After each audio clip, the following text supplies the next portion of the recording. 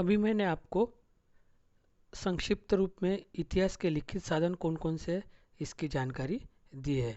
जैसे कि राज दरबार के कामकाज से संबंधित दस्तावेज, वंशावली, शकावली, पत्र व्यवहार, खलीता, न्यायालय के निर्णय आदेश पत्र, ग्रंथ एवं चरित्र, विदेशी यात्राओं के वर्णन, बखर एवं तवारीख।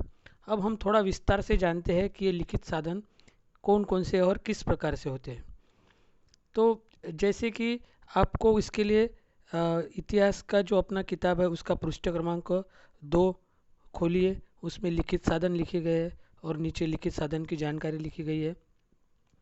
जैसे कि विदेशी यात्री बहुत सारे भारत में मध्ययुगीन कालखंड में आए थे, उन्होंने अपनी यात्रा का वर्णन लिखा है। उस पे से हमें भारत की सभ्यता और उस समय की सामाजिक परिस्थिति, इसकी जानकारी प्राप्त होती है और इतिहास की महत्वपूर्ण जानकारी उसी से हमें प्राप्त होती है।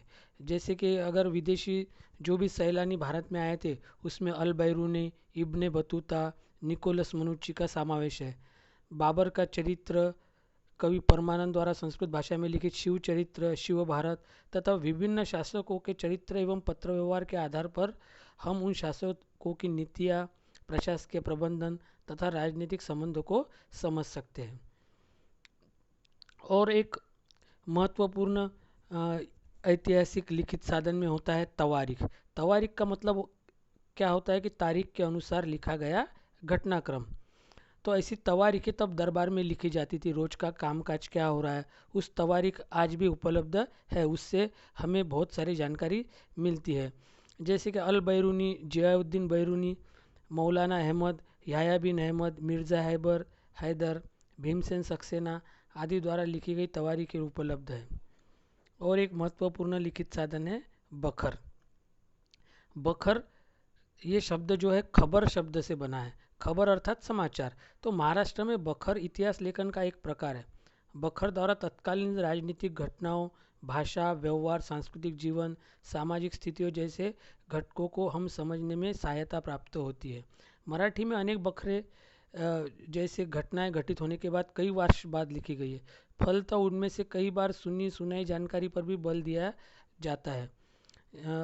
कुछ महत्वपूर्ण बखर जो महाराष्ट्र की है, जैसे सभासद की बखर, 91वें कलमी बखर, चिटनीस की बखर, भाऊ साहब की बखर, खरडा युद्ध की बखर आदि कुछ बखरे हैं।